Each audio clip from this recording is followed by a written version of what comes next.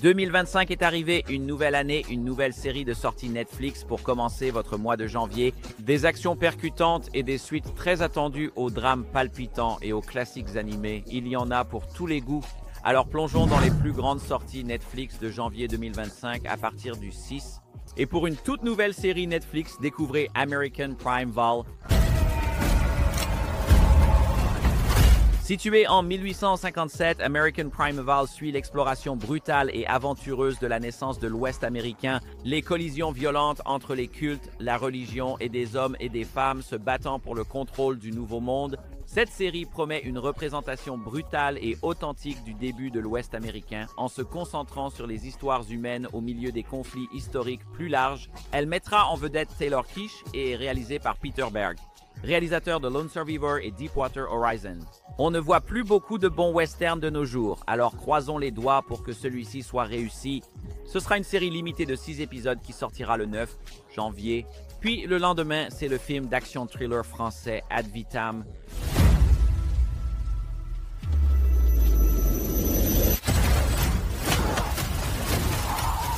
Ad Vitam suit un ancien membre de l'équipe d'intervention d'élite française qui survit à une tentative de meurtre et se lance dans une mission pour sauver sa femme enlevée. Ad Vitam promet un mélange excitant d'action intense et de narration complexe.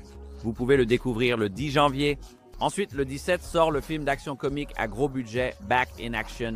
Back in Action parle d'anciens espions de la CIA qui se sont installés et ont fondé une famille, mais qui sont tirés de retour dans l'espionnage après que leurs identités secrètes aient été révélées. Back in Action marque le retour sur grand écran de Cameron Diaz qui a pris une pause de 10 ans dans sa carrière d'actrice. Elle s'associe à Jamie Foxx dans ce film d'action à haute intensité qui semble être l'un des premiers grands blockbusters de 2025.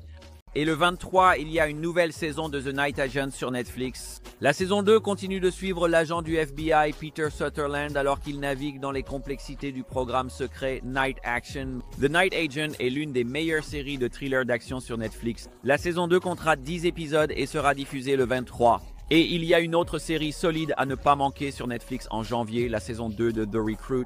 La deuxième saison de cette série de thrillers d'espionnage continue de suivre l'avocat de la CIA Owen Hendricks alors qu'il se retrouve mêlé à une opération d'espionnage dangereuse en Corée du Sud pour découvrir que la menace la plus significative pourrait provenir de l'intérieur de l'agence elle-même. La saison 2 de The Recruit comptera 6 épisodes et sortira le 30. Et nous avons encore plein de nouvelles sorties en janvier que je vais passer en revue rapidement en commençant par Missing You.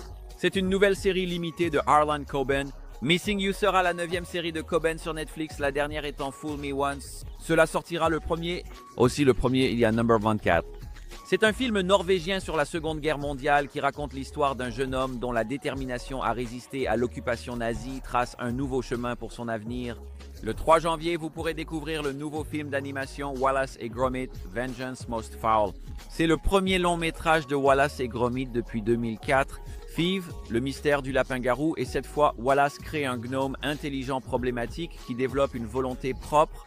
Ensuite, le 7 janvier, il y a Jerry Springer Fights Camera Action, un documentaire en 2 parties qui explore les dynamiques en coulisses de l'émission de Jerry Springer, l'un des talk-shows les plus controversés de l'histoire de la télévision américaine. Le 9 janvier, c'est la partie 6 de la sitcom The Upshaws qui devrait être la dernière saison. Public Disorder est une nouvelle série dramatique, criminelle italienne.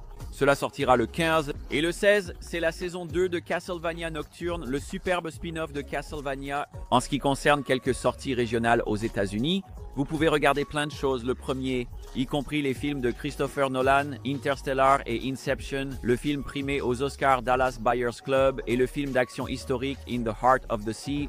Le Royaume-Uni reçoit une énorme collection de contenus archivés de la WWE. Premier, je suis sûr qu'il y aura beaucoup plus au Royaume-Uni, mais c'est tout ce que j'ai pu trouver au moment de cet enregistrement. Le Canada reçoit quelques films le premier, y compris The Equalizer 2, The Interview et The Shallows. Netflix Australie reçoit également quelques films le premier, y compris Layer Cake, Mémoire d'une geisha et Frères d'armes. D'accord, c'est tout pour janvier 2025. Qu'est-ce que vous avez hâte de regarder? Personnellement, j'ai envie de découvrir American Primeval. Faites-moi savoir, vous voyez commentaires. Encore une fois, merci beaucoup d'avoir regardé tout le monde. Je te reverrai bientôt.